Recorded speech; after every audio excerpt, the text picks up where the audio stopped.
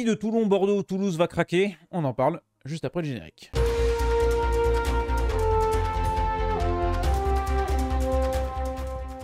Bonjour, bonsoir à toutes et à tous, bienvenue à la causerie, très heureux de vous retrouver aujourd'hui pour une nouvelle vidéo. Une nouvelle vidéo de top 14, sprint final approche, il reste plus beaucoup de journées et le suspense lui grandit de semaine en semaine pour ce top 14 qui va être encore une fois très alléchant, encore une fois avec des affiches très intéressantes, extrêmement serrées et ça se joue à tous les niveaux. Et pour m'accompagner encore une fois le gratin des consultants rugby, Lionel, comment il va? Sur le téléphone, c'est compliqué mais il y a... Ça va très bien. Aujourd'hui, un peu plus de complexité sur l'informatique, mais on est là quand même, présent. C'est voilà, à l'heure. À l'heure, le rugby, lui, est pas complexe, mais il sera analysé de fort belle manière. Et monsieur Thomas Laroquette était un journaliste sportif. Comment il va? Il va bien installé, matériel qui fonctionne, c'est parfait. Très belle interview de Pierre Mignoni que tu as faite. Ah, c'était sympa, ouais. Voilà. C'est un bon client. C'est un bon client, c'est vrai. Le manager de Toulon. Et on va en parler de ce RCT. On va parler de cette journée de top 14, 20e journée, avec un programme quand même assez alléchant, du samedi 14h30 jusqu'au dimanche 21h05. Ça va être assez intéressant. Et on va décrypter tout ça. Mais avant de décrypter tout ça, on va faire un point classement avec le Stade Toulousain, toujours leader de ce top 14 devant l'Union Bordeaux-Bègles. L'Union Bordeaux-Bègles n'est pas passé devant le Stade Toulousain après, malgré la victoire la semaine dernière du côté du Matmut Atlantique. On reviendra peut-être pour toucher un mot de ce match-là. Vous l'avez vu, le top 3 se tient en 3 points avec Toulon qui est 3ème, 62 points. Bayonne est un peu dans son no man's land, 4ème avec un petit peu d'avance sur le reste du peloton mené par le Loup et le Castres Olympique pour fermer le top 6. Et puis en plus en bas, on a La Rochelle et Clermont dont on parlera parce que ces deux clubs traversent quand même une passe assez compliquée pour pas dire plus. Le Racing et le Stade Français qui ont pris un petit peu leurs aises sur cette zone rouge occupée par Perpignan et par Vannes. Les deux clubs se joueront, on en parlera également. Vannes toujours en lanterne rouge, de petites longueurs de retard sur Perpignan. Et je sais qu'il y a un classement qui tient fort à Lionel, c'est le Britannique que j'affiche pour une fois que je suis allé chercher. Voilà, comme ça on l'a. S'il faut parler du Britannique, on l'a. Et il est intéressant, j'ai aussi le classement relief de top 14. Et vous voyez qu'il y a un gouffre entre les 3 premiers et le reste du monde. Qui peut être intéressant pour mesurer les écarts également. Et bien on est parti dans cette 20e journée de top 14 qui sera ouvert rapidement samedi 14h30 du côté d'Ernest Wallon. D'Ernest Wallon pour ce Stade Toulousain section paloise. Alors je sais pas si on va s'attarder énormément sur ce match-là parce que je sais pas s'il y a énormément de suspense. Les internationaux du Stade Toulousain devraient revenir, excepté Dupont qui était opéré cette semaine des croisés. L'opération s'est bien passée. Excepté Movaca suspendu après son carton rouge pris a posteriori du match France-Écosse, si je peux le dire comme ça. Thomas, bon, Toulouse va gagner, prendre le bonus et... Bon, On peut aisément le dire. le voir très simplement comme ça, avec le retour de plein d'internationaux. Toulouse qui a montré de belles choses aussi face à l'UBB. Moi, ce qui m'intéresse, ça va être de voir un peu la gestion d'effectifs. Parce qu'effectivement, on va avoir beaucoup d'internationaux qui vont revenir, mais on a vu aussi beaucoup de jeunes, des Castro Ferreira, des Lacombe, notamment brillants. Donc on va voir s'ils vont être reconduits. Oui, bien sûr, je vois une victoire bonifiée de Toulouse, mais je dois dire, et c'est là où je dis aussi bravo à Lionel, mais que je me suis un peu gouré sur Pau, qui finalement a pris la bonne route. Moi, je pensais vraiment qu'ils allaient se casser la gueule, j'avais très peur. Ils ont eu un paquet de blessés, un paquet d'absents, des internationaux absents. Et en fait, ils s'accrochent, ils remportent des matchs assez impressionnants. Donc bravo à eux, en plus ils sont proches d'une qualif. Donc je suis vraiment content pour eux et je les annonçais au fond du gouffre. Pour le moment, ils résistent. Mais là, sur ce match face à Toulouse, je pense pas que ce soit la priorité. Pour Lionel, Toulouse, on en parlera un petit peu plus la semaine prochaine quand on parlera de la Champions Cup pour connaître un peu la gestion, les objectifs du Stade Toulousain. Ça risque d'être une victoire bonifiée ce week-end. Évidemment, après, attention, à chaque fois que Toulouse revient des doublons, la première mi-temps est toujours sujette à... C'est toujours, ils ont du mal à se remettre en route. Tout le temps, il y a toujours un petit moment où il leur faut un peu, parce que du coup, ça a quand même désorganisé leur groupe. C'est pas évident, hein. Les mecs, ils n'ont pas été là depuis 2 mois et demi. Il faut reprendre les habitudes, il faut reprendre les codes. Moi, je trouve que, oui, je vois Toulouse gagner avec le bonus offensif, évidemment, mais voilà, comme Pau, c'est une équipe embêtante à jouer. Ils sont capables quand même avec des jeunes sur un match un peu foufou, de venir perturber les Toulousains, leur rendre un peu plus difficile s'ils mettent pas les éléments dans l'ordre. Avant de gagner le bonus, il faut prendre le match comment dire, il faut prendre par le bon bout. Par le bon bout, et on l'a vu, la première période, elle n'a pas été facile du côté de Bordeaux la semaine dernière pour les Toulousains. Alors ça sera sûrement pas la même équipe alignée, ça sera sûrement pas le même adversaire également, mais attention pour le Stade Toulousain, c'est normalement un match acquis. On va passer sur le multi du samedi 16h30 et là il y en aura des choses à dire, notamment avec ce Vannes Perpignan qui va être tout simplement crucial pour le maintien. Match un peu de la peur. Match à enjeu que les joueurs n'aiment pas forcément jouer, on va dire, parce que c'est un match qui va coûter très très cher. Vannes, 28 points, Lanterne Rouge, Perpignan, 13e, 30 points. Il y a de nombreux Catalans qui sont attendus du côté de la Bretagne ce samedi pour ce match contre Vannes. Lionel, match capital pour ces deux formations et il va falloir mettre la pression un petit peu en haut en espérant prendre des points. 624 exactement, Catalans qui sont attendus à Vannes. Je dis à 624, donc il y a quand même un beau paquet de Catalans qui vont monter en Bretagne. Évidemment, c'est le match de la journée. Je ne comprends pas, en tant qu'amateur de rugby, que ce match-là il soit dans le multiplex. Pourquoi tu ne le mets pas à 21h05? C'est le match le plus intéressant de la journée, sérieusement. Bon, j'en parlerai tout à l'heure, mais je pense que ce match-là méritait le prime. Mais bon, pour moi, à mon avis. Après, évidemment, pour revenir au match, c'est vraiment à couteau tiré. Là, on est dans un match où les deux équipes se sont préparées pendant peut-être un mois pour ce match-là. Donc, évidemment, c'est comme une petite finale du maintien. Mais ça va être difficile. Je vais me donner un avantage quand même à ces Bretons qui, on va dire, qui me plaisent à domicile là et qui vont jouer avec le cœur. Et voilà. Et malheureusement, les USAPistes, je le disais la semaine dernière, ils me donnent pas trop envie de voter pour eux, quoi. À l'extérieur, c'est compliqué. Je crois que ça va s'accrocher un peu plus ce week-end. Ils vont pas lâcher ils vont au moins d'aller chercher un point de bonus si jamais, parce que ça sera important. Mais je vois un 4 à 1 pour Vannes. Match ultra important, chaque point compte, Thomas, et peut-être que Perpignan a cet avantage aussi d'expérience dans ces matchs couperés. Ouais, peut-être. Après, Vannes avait effectué un recrutement aussi avec des joueurs qui ont justement cette expérience du haut, voire du très haut niveau. On pense bien sûr à Mako Vunipola. Mais Vannes a toujours un petit supplément d'âme aussi à domicile. Donc là, il va y avoir vraiment une ambiance énorme, un peu électrique. Mais j'ai envie de prendre des risques et j'ai envie de mettre une victoire catalane parce que cette équipe traverse une saison compliquée avec beaucoup de blessures, beaucoup de blessures à des postes clés. À un moment donné, on l'a dit, il y avait, je crois, à peu près vers une vingtaine de blessés et quasiment que des titulaires. Enfin, c'était assez hallucinant. Dans le jeu, ça va pas. Bon, à Toulon, on n'attendait pas grand-chose. Ils ont quand même affiché un bel état d'esprit. Là, il y a du lourd qui revient. Il y a du très, très lourd. Il y a du Guivalou, il y a du Veridamou, du McIntyre, du Oviedo, du Beria, du Ruiz. Donc, ils vont aligner en plus un gros banc. Donc, j'ai envie de miser sur une petite victoire de Perpignan, mais ce qui est sûr, c'est que, comme l'a dit très justement Lionel, hein, c'est déjà une petite finale. Ça va être très, très important. Et là, les deux matchs qui vont arriver pour l'USAP, à savoir le déplacement à Vannes et la réception du Racing, ce sont des matchs voilà, qui ne va pas falloir manquer. Et voilà, Perpignan a bien sûr coché ce match.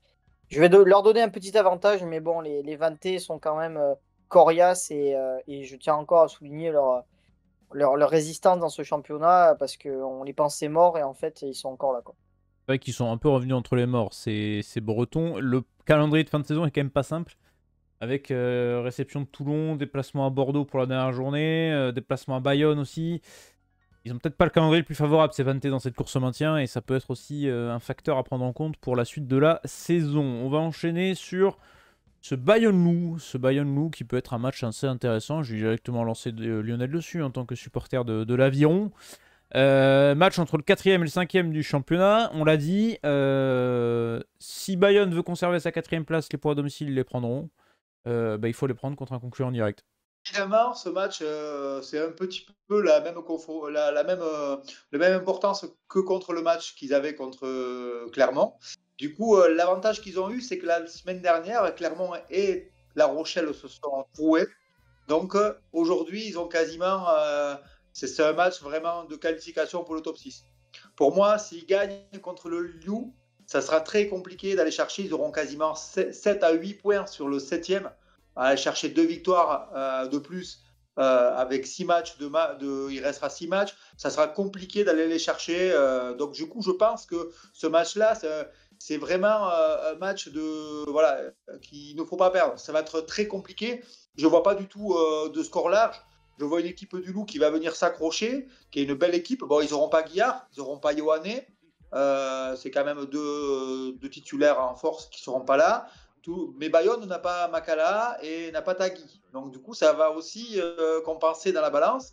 Je vois un match très, très tendu jusqu'à la 72e. Et évidemment, je vais garder l'espoir de ce public qui pousse à la dernière et que Joris Second nous mette une pénalité qui fait la gagne à la 77e. C'est 4-1 évidemment pour l'Aviron Bayonnais, mais ça va être pour moi c'est un des matchs le plus difficile pour l'Aviron Bayonnais jusqu'à la fin de la saison. S'il gagne celui-là, par contre, allez, le top 6 ça sent bon quand même. Le programme pour Bayonne jusqu'à la fin de saison, il est affiché sur votre écran. Ça sera un déplacement à La Rochelle après la Coupe d'Europe, une réception de la section paloise, pas facile à dire.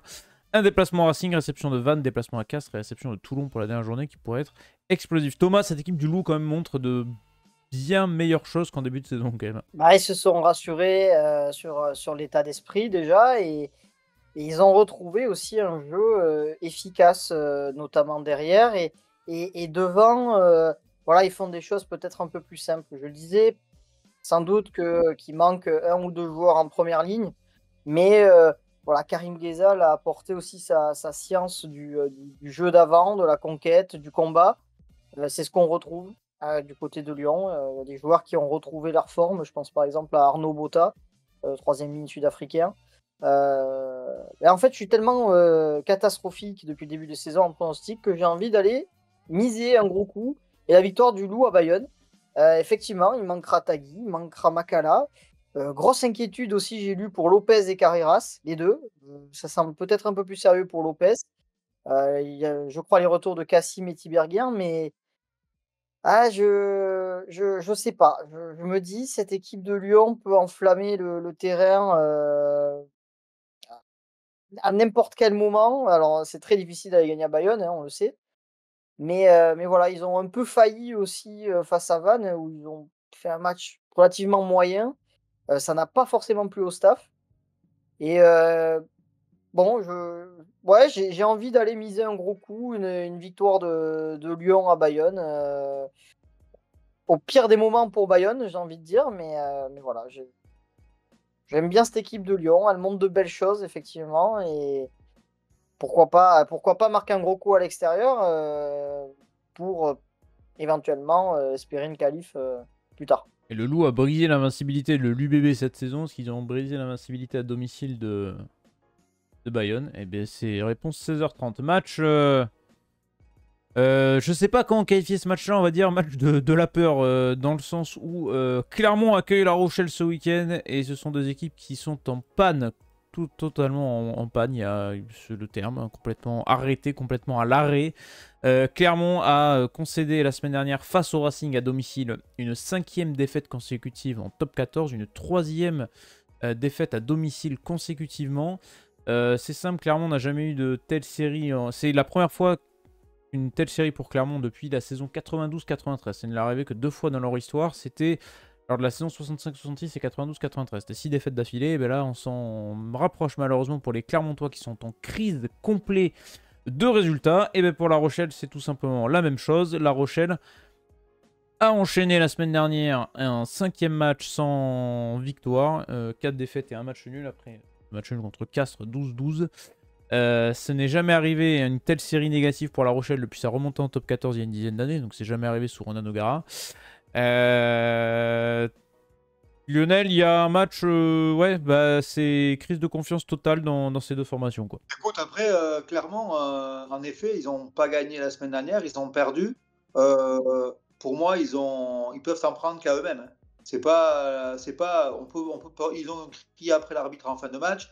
Ils ont râlé parce que du coup, voilà, il y avait des décisions qui étaient un petit peu litigieuses. Mais clairement, s'ils prennent les points et qu'ils respectent le jeu, ils gagnent le match. Il n'y a rien à dire. Il y a rien à dire. Je comprends pas la stratégie de Clermont, sérieusement. Alors en pénal touche, ils vont tout le temps en pénal touche. Ils ont 13 essais marqués par les talonneurs depuis le début de saison. J'aimerais bien savoir le nombre de pénal touche qu'ils ont fait. Franchement, ils doivent avoir même pas 10% de réussite sur la pénal touche, alors que tu as 3 points qui sont offerts à chaque fois. Moi, clairement, je comprends pas. Franchement, j'ai parlé cette semaine avec des supporters clermontois. Oui, on peut parler après l'arbitre, on peut gueuler, il n'a pas donné la dernière mêlée, mais non, non, non. Ce qui se passe à Clermont, c'est que la stratégie est pas bonne. Pourquoi en face des poteaux, tu prends pas les points? Il manque 3 points à la fin du match. Tu en as vu en première mi-temps, il y a eu 7 pénalités. Je ne dis pas qu'ils auraient tout marqué, mais avec un taux de réussite à 77%, si tu as réussi 4 ou 5, ça suffit sur 7, tu es quand même à 12 points de plus. Et du coup, tu gagnes le match. Donc pour moi, aujourd'hui, je suis triste pour Clermont parce que je ne comprends pas leur stratégie de ne pas gagner le match. Ils devaient le gagner. Alors, contre le match contre La Rochelle, je pense que La Rochelle va encore manquer d'Aldrit, de Boudéan. Et on voit bien, quand ils ne sont pas là, La Rochelle, la semaine dernière, jusqu'à la 50e, il y avait les leaders sur le terrain, ça faisait 12-3. Ils étaient quand même au-dessus de cette équipe CAS-13. Je ne comprends pas aussi comment ils peuvent avoir un retournement de situation comme ça et pas gagner le match et pas s'en sortir sur ce match-là. L'an dernier, il aurait gagné ce match-là. Donc je vais partir sur un 4-0 pour Clermont et je vois plutôt La Rochelle embêter. Thomas, qu'est-ce qui se passe à La Rochelle? Qu'est-ce qui se passe à Clermont? Je sais pas par lequel tu veux commencer. Je suis peut-être plus inquiet pour Clermont que pour La Rochelle. Enfin, pas cette saison, mais sur le moyen long terme, dans le sens où La Rochelle, tu sens qu'il y a un renouvellement de cycle qui va arriver l'an prochain avec de nouvelles recrues. Les deux sont complètement à l'arrêt, là. Complètement à l'arrêt, mais de toute façon, qu'est-ce que je peux dire en n'en disant pas trop non plus, mais la crise de couve à La Rochelle. Je veux dire, il y a des choses qui sont assez flagrantes, il y a des choses qu'on entend, il y a des choses qu'on n'entend pas mais qu'on sait. Ça se passe pas bien. La vie de groupe ne se passe pas bien. La réalité, elle est là. Hein. Et ça, je pense que faut pas être un insider pour le savoir. Ça se voit, ça se sent. Il y a une fin de cycle, il y a un recrutement qui a été catastrophique de A à Z. Enfin, recrutement, on peut même pas appeler ça recrutement. Hein. On va appeler ça une stratégie de recrutement. Un semblant de recrutement. Et puis, bon, derrière, il n'y a plus rien, quoi. Le jeu qui faisait ta force, à savoir la puissance, la conquête, c'est le néant. Des joueurs qui brillent peut-être sur la scène internationale, ben, on ne les retrouve pas au niveau du championnat, mais ce n'est même pas de leur faute. Hein, ce n'est même pas de leur faute. Donc, ouais, cette équipe de La Rochelle, en fait, on avait fait une vidéo début janvier. En fait, il n'y a rien qui a changé, c'est même pire. Au final, on ne s'est pas trompé. C'est peut-être la première fois depuis le début de la saison qu'on ne se trompe pas dans ce qu'on dit. Mais non, mais je suis assez inquiet. Ouais, je suis assez inquiet. Alors là, il récupère Skelton, qui est quand même un élément très important. Mais voilà, il y a, encore une fois, on se répète, mais il y a des joueurs qui ne sont plus l'ombre que d'eux-mêmes. Je pense à Sotoni, je pense à d'autres joueurs. C'est toujours un peu les mêmes qui surnagent. Et derrière, voilà, il y a des jeunes qui essayent de prendre la place, mais c'est compliqué. Il manque 2 demi-de-mêlée, Bergeon et Kerbarlo. Bon, il y a le jeune Brunet, mais derrière, tu as fait partir le jeune Zamora en près du côté d'Angoulême. Donc, tu n'as plus aucun neuf sur le banc, neuf de métier. C'est très compliqué à La Rochelle. Et il y a Ronan O'Gara aussi, ouais. Sa communication, bon, tu l'avais déjà dit il y a plusieurs semaines, mais il n'est pas toujours top. Non, mais hein. Ouais, non, mais ton discours ne passe pas. Et voilà, sincèrement, je ne suis pas sûr que ça se passe bien avec lui à l'intérieur du groupe. Mais ouais, bon, je pense après que Lionel a tout dit sur Clermont. Ils sortent frustrés du match face au Racing, oui, mais effectivement, ils se le perdent eux-mêmes ce match. Et c'est vrai qu'on n'arrive pas à retrouver le Clermont du début de saison. Offensivement, c'est quand même le néant. Il y a la blessure de Jono aussi qui m'inquiète un peu. Bon, c'est vraiment le match de la peur. Ah ouais. Et je vais encore tenter un coup. Je vais encore tenter un La Rochelle. Vraiment, je les ai bien descendus, mais je vais quand même tenter le coup. Comme ça, tu Euh, peux continuer, au moins. mais bon, je vais encore tenter le coup, mais c'est vraiment pas un match qui m'inspire. Et j'ai vraiment hâte de savoir ce que ça peut donner. Est-ce que ça va être un match très ouvert? J'y crois pas trop, Ça joue avec la peur, hein. mais ça va être intéressant. Ouais. Gros enjeu quand même sur ce match. Ils annoncent de la neige à Clermont Bah, samedi. Bon. c'est pour rajouter au contexte. C'est Voilà. bien. Et c'est parfait comme ça. Ouais, c'est des équipes qui sont limite plus proches du Racing que du top 6 maintenant, alors que Clermont était 3ème à la mi-saison, enfin à l'hiver. Ah, le perdant, je pense que le perdant, il ne sera pas dans le top 10, c'est sûr et certain. Pour moi, on ne va pas savoir si le gagnant va Oui, finaliser, mais on sait que le perdant n'y sera pas. ça c'est Ça, c'est sûr. sûr et certain. Ça c'est clair. Et pour le programme de fin de saison, La Rochelle, il reste Bayonne, Bordeaux. Après, c'est des adversaires du maintien, Vannes, Perpignan. Il y a Pau aussi comme adversaire direct. Et pour Clermont, il te reste Toulon, il te reste le Loup, il te reste un déplacement à Castres. Ouais, la fin de saison peut être longue pour ces deux équipes en fonction de la forme. Et vous avez très bien résumé ce qui s'est passé. On s'est un peu attardé dessus, mais je pense que ça méritait aussi. Au vu de la forme catastrophique de ces deux formations. Alors, on va passer au dernier match de ce multiplex. C'est un Montpellier-Stade Français. Et le Stade Français s'est relancé la semaine dernière. Comme quoi, ça t'a souligné. Et Montpellier continue aussi de tâtonner, j'ai envie de dire. Montpellier est loin du niveau qu'on avait prédit. Malheureusement, quand on avait fait le bilan de mi-saison, ça s'attendait un petit peu mieux de la part du MHR qui est désormais 10ème de ce championnat, qui a 5 points de retard sur Castres dans le top 6. Il y a quand même 4 équipes devant elle avant ça. Le Stade Français s'est donné un peu d'air, on vient de le dire, la semaine dernière grâce à une deuxième victoire consécutive face à l'Aviron Bayonnais à domicile. 2 victoires à domicile très très importantes, Thomas. Un déplacement à Montpellier pour essayer de bonifier tout ça. Et avant de recevoir le Stade Toulousain et un derby qui va faire peur aussi au Racing. Ouais, l'enchaînement, il est terrible là, hein, quand même, pour le Stade Français. Mais c'est vrai qu'ils se sont rassurés sur des choses assez simples. Alors, beaucoup d'indiscipline, une attaque pas, pas très en forme, mais bon, une conquête bien meilleure avec une mêlée, une touche, du combat, un 8 de devant haut niveau, des remplaçants haut niveau. Un numéro 9, Abadi, qui arrive, un joker de l'UBB, et qui fait le boulot. Franchement, voilà, il fait pas des choses sensationnelles, mais en tout cas, ça fait le boulot. Bravo à lui, parce qu'il s'est très vite intégré. Voilà, c'était 2 victoires d'affilée qui étaient capitales. Maintenant, effectivement, ouais, il faudrait confirmer ça, et un succès à l'extérieur leur permettrait vraiment de souffler dans la lutte pour le maintien, quoi. Donc, une victoire serait la bienvenue.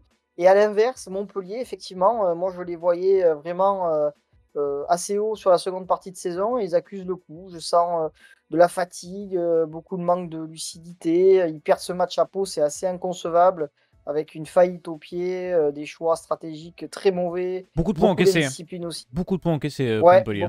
ouais, ouais, tout à fait. Alors que la défense, c'était vraiment leur point fort sur la première partie de saison. Donc voilà, je pense que Montpellier va vouloir remettre les pendules à l'heure. Je vois un match assez sérieux du Stade Français quand même. Victoire de Montpellier, mais un point de bonus quand même pour le Stade Français. Eh ben, on espère pour le Stade Français qu'il y aura un petit point de bonus. Voilà, il voit pas le Stade Français se relancer à Montpellier quand même. Important. Lionel, tu suis sur cette analyse-là. On voit Montpellier un 40 points pris à Pau, 37 à Vannes, 38 face à Toulon. Ouais, ça commence un peu à chiffrer là. Moi, c'est pas un match qui me passionne plus que ça. Il y a d'autres matchs, quoi. Stade Français. Je vais être un peu dur, mais pour moi, c'est quand même le match un peu sans saveur de la semaine. Je veux dire, à un moment donné, j'ai pas trop voilà, je précise quand même que voilà, c'est pas des équipes qui m'emballent. Le Stade Français a gagné, oui, contre Bayonne, parce que surtout Bayonne passe à côté pour moi, laisse passer des points qui doivent. Bayonne avait la domination qu'ils ont eue à un moment donné, ils devaient remporter ce match-là. Ils finissent quand même en supériorité numérique, 15 contre 13, il reste 10 minutes. Ils devaient marquer d'autres points, ils se sont passés à côté, ils coupent une touche à un moment donné. Je pense qu'ils sont pas. Voilà, le Stade Français a eu de la chance que Bayonne a loupé certains temps forts et a gagné. Je n'ai pas trouvé ils ont marqué en plus en très peu de temps, voilà, sur le fait que Bayonne a pris 3 cartons jaunes. À un moment donné, ils se sont retrouvés à 12. Le Stade français a marqué les points là, mais ils m'ont pas fait rêver, le Stade français. Je veux dire que de là, on parle difficilement aujourd'hui de la qualité de Montpellier, mais le Stade français, c'est pas mieux. Donc, je vais laisser Montpellier quand même. Voilà, ils peuvent encore s'accrocher, obtenir quelque chose et jouer le maintien, le top 6 quand même. Je pense qu'ils vont gagner. Je pense qu'ils vont gagner. Voilà, ils ont fait un beau match à Pau quand même, la semaine dernière. C'était assez intéressant. Il y a eu, pour moi, c'est le plus beau match de la semaine dernière. C'était le Pau-Montpellier. Donc je vais quand même, allez, je vais me dire qu'ils vont envoyer du jeu et qu'ils vont gagner ce match-là. Je vais mettre 4-0. Mais voilà, vraiment sans passion, voilà, c'est pas le match qui m'attire le plus. En conviction pour ce Montpellier Stade français, gros programme pour les deux équipes pour la fin de saison avec des adversaires directs assez intéressants. Les deux équipes ont clairement leur destin entre leurs mains, on va dire. En affrontant les adversaires directs pour la fin de saison. Alors pareil, un match qui risque de pas déchaîner les foules, c'est ce Castres-Toulon. Quand on voit le jeu toulousain de la semaine dernière face à Perpignan, et quand on voit l'habitude des Castrés, est-ce que ça va être un match qui va nous faire rêver en termes de rugby? Je ne sais pas. Est-ce que c'est un match qui est très important dans la lutte pour les différentes luttes de ces différentes formations? Oui. Castres est dans le top 6. Castres doit y rester. Et pour cela, il va falloir prendre des points à domicile. Et les Tarnais ont intérêt de gagner contre un Toulon qui ne perd plus, un Toulon qui continue d'enchaîner les bons résultats. Vous voyez, une défaite depuis le début de l'année 2025 pour Toulon, c'était à Lyon. Lionel, est-ce que Castres peut aller chercher à domicile cette solidité pour aller garder sa place au frais dans le top 6? Alors, Thomas nous dira ce qu'il a pensé du match de Castres la semaine dernière à 14h30, s'il a fait la sieste ou pas. C'est vraiment, voilà, pour moi, j'aurais aimé avoir plutôt un Van USAP à cette heure-là. C'est vrai que le samedi soir, il est rude quand même. Et remettre Castres quand même, remettez-nous s'il vous plaît Canal Castres dans le multiplex, ça me connaît. Parce que Castres, moi, franchement, c'est pas une équipe. Alors du coup, sur ce match-là, il y a beaucoup d'enjeux. Attention, c'est une équipe qui performe, qui a de l'enjeu, mais par contre, je vais être cru, mais c'est dégueulasse à regarder. Pour moi, Castres, je m'éclate pas, je m'amuse pas. Et là, Toulon en plus a remanié. Et Toulon à l'extérieur, quand il remanie un petit peu, ça joue très solide en défense. Donc du coup, ils vont occuper au pied et défendre. Donc du coup, là, on risque d'avoir des guerres de tranchées, du combat, ça y en aura, avec voilà, un match à énormément d'enjeux. Castres, évidemment, joue le top 6 et peut se qualifier. Mais voilà, je ne vois pas un match très débridé. Je vois un 18-15 voilà, pour Castres. Match très serré. Toulon, je pense qu'ils ont quand même eu repos, Ribans, Serein, Faïganoukou. Ça fait beaucoup pour aller gagner. Ils vont s'accrocher parce que défensivement, ça tient à la route et quand ils se déplacent. Quand ils ont cette stratégie là, à occuper et défendre, Toulon, ils prennent toujours des points de bonus défensifs. C'est pour ça que je vois 4-1 pour Castres dans un match pas très emballant. Mais voilà. Ouais, mangez pas trop le soir avant le match, sinon vous allez vous endormir devant. C'est vrai que. On peut dormir plus tôt, remarque. C'est vrai, peut-être que ça peut aider les gens qui sont un peu insomniaques à dormir plus tôt. Thomas, c'est vrai que c'est pas le match le samedi soir qui emballe le plus, mais c'est un match qui est important. Oui, forcément, c'est un match qui est important parce que derrière Castres, ça pousse. En tout cas, Pau pousse derrière. Devant, ça tient le rythme. Lyon s'accroche. Bayonne aussi. Donc Castres a envie de sécuriser encore un peu plus sa place dans le top 6. Et on le sait qu'à domicile, Castres, c'est quand même pénible à jouer. Et à l'inverse, Toulon a envie de suivre le rythme aussi de Toulouse et de Bordeaux parce que, mine de rien, il y a une place dans les deux premiers qui se joue entre les trois. Et Toulon est juste à une victoire de la première place. Donc voilà, ils savent que Toulouse et Bordeaux ne vont pas laisser beaucoup de miettes. Donc les Toulonnais veulent aussi continuer à enchaîner, que ce soit à domicile ou à l'extérieur. Maintenant, Lionel l'a dit, il y a du turnover et il faut aussi gérer la fin de saison. Et qu'il y a la Champions qui arrive aussi. Ouais, aussi. Il y a eu quelques petits pépins physiques. Il y aura un 8e en avril contre les Saracens. Donc il faut aussi gérer un peu l'effectif. Mais voilà, j'ai envie aussi de tenter un coup avec Toulon à l'extérieur, avec peut-être une équipe un peu remaniée, le jeune Oliver Kowi au centre, peut-être Mahanounou aussi sur le banc. On va le voir. Voilà. Peut-être, voilà, il y aura peut-être Corentin Mézou aussi, le jeune. Voilà, peut-être qu'il y aura un peu de fraîcheur, du jeu envoyé. On y croit parce que effectivement, le match de la semaine dernière à 14h30 était absolument ignoble. Je pense que c'était le pire match de la saison. Voilà, j'ai envie de jouer une petite victoire de Toulon, mais c'est vrai que Castres s'accroche. Il y a un peu d'irrégularité, mais c'est encore dans le top 6. Quand je vois les matchs qu'il y a eu à 14h30 avec le Racing plus tôt dans la saison, c'est quand même fort d'avoir Ah le titre de oui, pire match de la saison, gars. Peut-être qu'on fera le tableau à la fin de saison. On fera une tier list juste avec les pires matchs de la saison et puis on échangera. Bah écoute, deuxième match nul, moi. J'ai mis le match nul pour Clermont-La Rochelle, j'ai pas signé tout à l'heure, je le mets pour Castres-Toulon. Allez, j'envoie. Là, sur la journée, Thomas, il nous met 4 victoires à l'extérieur, j'en mets 2 matchs nuls, c'est génial, c'est formidable. Il n'y a que le top 14 pour faire ça. Allez, dernière rencontre, dimanche 21h05, ça va être le déplacement de l'Union Bordeaux-Bègles du côté du Racing. Et pareil, du côté de Bordeaux, je crois qu'on va faire tourner, parce que j'ai vu les stories Insta d'hier de Damien Penaud sous le soleil sur la plage, donc je pense pas qu'il est à Bordeaux. Pareil pour Nicolas Deporter, donc ça va faire un petit peu tourner du côté de Yannick Bru, parce que de toute façon il y a le 6 Nations aussi qui va peser un peu dans les patchs, je pense pour un Louis Bielbiarré par exemple. Moefana était de retour, il aura un client ce week-end je crois du côté du Racing. Thomas, est-ce que Bordeaux peut se faire piéger au Racing finalement? C'est ça aussi. oui, oui, oui. Après, l'UBB va jouer à domicile ce match. Déjà, ça c'est le Comme premier souvent. élément. Et il y a des fidèles au Racing et franchement, grand respect à eux. C'est pas facile pour eux. Mais voilà, il y a quand même un gros contingent girondin dans la capitale et on sait ce qui se passe à chaque fois quand le Racing joue à domicile. Donc voilà, ça déjà c'est un élément quand même à souligner. Maintenant, je crois que Yannick Bru veut challenger un peu son équipe parce que la seconde période face à Toulouse Ouais. était affreuse. Ils se sont quand même fait très Ils ont peur. pris quoi? Un 21-3 je banc crois, non? qui a été... 24-3, je sais plus. Ouais, Ouais, un c'est truc comme ça, ça, ouais. exactement. Le banc, ça a été le néant. Donc je crois que dans l'envie, dans le caractère et dans le contenu, je pense que Yannick Bru a envie aussi de retrouver voilà, une équipe conquérante avec un banc qui fait la différence. Donc il y a quand même un gros enjeu sur ces matchs. On sait que ces oppositions-là, en général, donnent aussi un match très ouvert. Donc je vais voir une victoire de Bordeaux. C'est vrai que le Racing s'est refait un peu la cerise. Alors Avec paradoxalement, un ils sont meilleurs. gros banc pour le coup, la semaine dernière. Ouais, avec un banc monstrueux. Euh, franchement, bravo à eux parce que voilà, ils sont allés gagner à La Rochelle, ils sont allés gagner à Clermont. Finalement, ils sont plus à l'aise à l'extérieur qu'à domicile. Mais voilà, ils ont cette irrégularité aussi. Et entre-temps, ils en ont pris 50 face à Pau. Donc, je vais voir une victoire de Bordeaux dans un match très ouvert, même s'il y aura peut-être un petit peu de turnover. Mais voilà, Bordeaux avait préparé aussi un recrutement pour pouvoir faire tourner en cours de saison. Et voilà, donc une petite victoire bordelaise. Faut monter les classements, parce que ça, c'est pas souvent en top 14, je crois qu'on peut voir ça. Le Racing a pris plus de points à l'extérieur qu'à domicile cette saison, si on peut parler de domicile. 17 points pris par le Racing à la maison.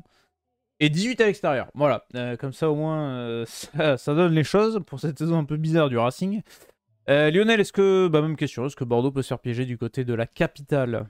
Oui, et ils vont se faire piéger. Parce que moi, Ah, je mis sur le Racing 92. Du coup, moi, quand on a bien vu, ils se sont fait piéger déjà à Bayonne quand il n'y a pas Lucu. Quand il n'y a pas Lucu, l'UBB, c'est pas. On disait que Dupont, voilà, que Toulouse c'était Dupont dépendant.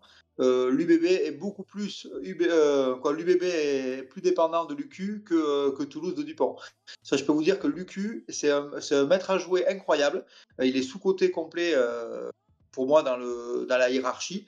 C'est un très très bon joueur. Il amène du leadership, il amène tout ce qu'il faut pour gagner ces matchs-là. Et là, il n'y est pas là. Et pour moi, il manque Penaud, il manque Bielbarré, donc il manque déjà comment dire, de finisseurs et de joueurs qui font les différences. Mais il manque surtout Maxime Lucu. Et pour moi, c'est un élément très très important. Le Racing est allé gagner quand même à Clermont. Pas avec la manière, surtout parce que Clermont leur a laissé la victoire, mais ça leur a donné de la force et du courage et de la volonté. Je pense que c'est une victoire qui va être importante pour eux, pour se restructurer, parce qu'ils quand même ils jouent le maintien, il ne faut pas se leurrer, hein, et ils n'ont pas non plus, le droit de perdre. Donc, et pour moi, ça va être un match avec beaucoup d'enjeux. Et Bordeaux, voilà, ils n'ont pas le droit de perdre non plus, parce que du coup, mais je ne les vois pas encore suffisamment solides pour aller gagner des matchs comme ça. Pour moi, je vois belle victoire de Racing, 92, avec de la manière. Je pense que le Racing a besoin de faire un match plaisant, a besoin de faire un match important pour son groupe. Et je vois donc une victoire 4-0 contre le Racing. Je vois que l'UBB, voilà, je ne me plaise pas devant en fait. Devant, on a vu par séquence la semaine dernière, mais qui se sont fait bouger quand même par des jeunes Toulousains beaucoup moins costauds qu'eux. Hein. Donc, moi, je pense que le Racing, là, ils vont préparer ce match-là correctement. Colazo, il va y mettre du combat et je vois une victoire du Racing. Je vais partir également sur une victoire du Racing. Je suis pas convaincu par cette UBB depuis ce début de période de doublon. Je les trouve poussifs sur les derniers matchs depuis fin janvier en fait. Il n'y a pas eu de match, en tout cas en top 14, où l'UBB m'a semblé pendant 80 minutes vraiment. Ils ont des gros passages à vide, des irrégularités pendant les matchs. On l'a dit, cette deuxième mi-temps face à Toulouse la semaine dernière, j'étais au stade. Wow, c'était affreux. Thomas l'a très bien dit avec cette non-apport du banc complet. Attention à pas avoir la place du con pour l'UBB en fin de saison avec cette troisième place, parce que Toulon et Toulouse vont enchaîner, et on l'a dit, l'UBB il faut se déplacer à Toulon plus tard dans la saison, ce sera l'avant-dernière journée, donc c'est pour dire à quel point elle sera importante. Le samedi 31 mai, je pense qu'il va falloir être cul dans le canapé. Mais ça peut être... attention, pour cette Union Bordeaux-Bègles. Mais je trouve que ce top 3 là de top 14 se détache. Il y a un gouffre entre le top 3 et le reste, Thomas. Mais c'est des équipes qui ont des failles chacune dans leur truc, quoi. Tu sens pas qu'il y en a une qui est improbable par rapport à l'autre, quoi. Ah bien sûr, alors déjà, ce sont des équipes qui ont subi les joutes internationales, donc qui ne jouaient jamais avec la même équipe. Il y a aussi pas mal de blessés dans les deux rangs, dans tous les rangs. Donc ouais, on a l'impression que ces équipes-là ne jouent pas leur jeu. Ne jouent pas vraiment leur jeu, en tout cas. Comment dire, ils n'exploitent pas vraiment toutes leurs capacités, quoi. Voilà, ils en ont encore sous la pédale et voilà, peut-être que ça va s'accélérer en phase finale et dans ce sprint final, mais oui, effectivement, que ce soit en haut ou en bas, s'il y a une équipe qui à un moment donné flanche, ça peut très vite dégringoler et il y a une autre équipe qui prendra la place et derrière, ça sera peut-être compliqué pour revenir.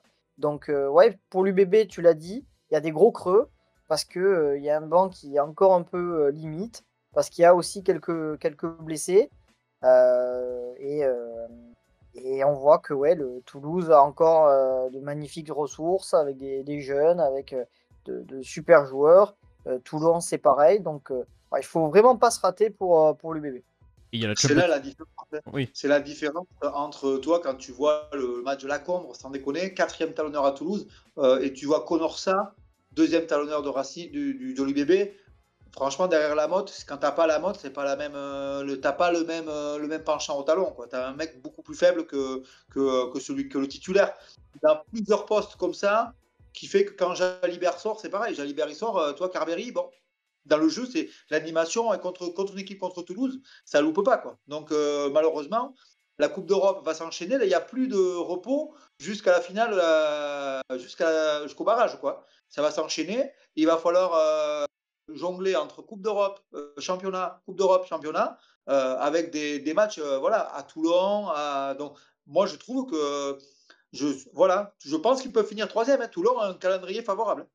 C'est ça, et il va falloir voir aussi avec l'enchaînement de Champions Cup dont on parlera la semaine prochaine. C'est pour ça qu'il faut s'abonner et activer la cloche sur cette chaîne. Parce que potentiellement, ces équipes-là, avant de se retrouver en phase finale, déjà se retrouvent en Champions. Parce qu'ils sont dans la même partie de tableau, c'est la formidabilité de cette Champions Cup. C'est qu'on met tout l'effort d'un côté et tout le reste de l'autre. Petit point classement britannique, comme ça vous avez une ordre d'idée aussi des choses. Dans ce classement britannique, Toulouse est loin devant, l'UBB est devant Toulon avec 2 petits points d'avance. Et puis il y a toujours le même gouffre entre les deux, et c'est Perpignan qui occuperait la dernière place. Voilà, pour le classement britannique avec bonus. Pour le sans bonus, pour le classement britannique strict, Perpignan est toujours dernier, Bordeaux est toujours devant, Toulouse est toujours premier, et Lyon et Castres sont dans le top 6 également à côté de Bayonne. Voilà pour cette petite vidéo sur les pronos de cette 20e journée. N'hésitez pas à les faire avec nous en commentaire. N'hésitez pas pour nous soutenir, vous abonner, à liker, ça fait toujours plaisir. Il y a une vidéo un peu différente de d'habitude qui est sortie la semaine dernière sur cette chaîne. Qui est une vidéo un peu plus froid, un peu plus montage, un peu plus sympathique, avec de la voix, vous pouvez l'écouter tranquillou, ça dure 6-7 minutes. tranquillement, voilà, et puis nous on va vous dire à la semaine prochaine pour cette vidéo Champions Cup, puisque c'est la Champions Cup qui prendra le relais du top 14 le week-end prochain, et je vais vous souhaiter tous un très bon week-end de rugby. Ciao tout le monde.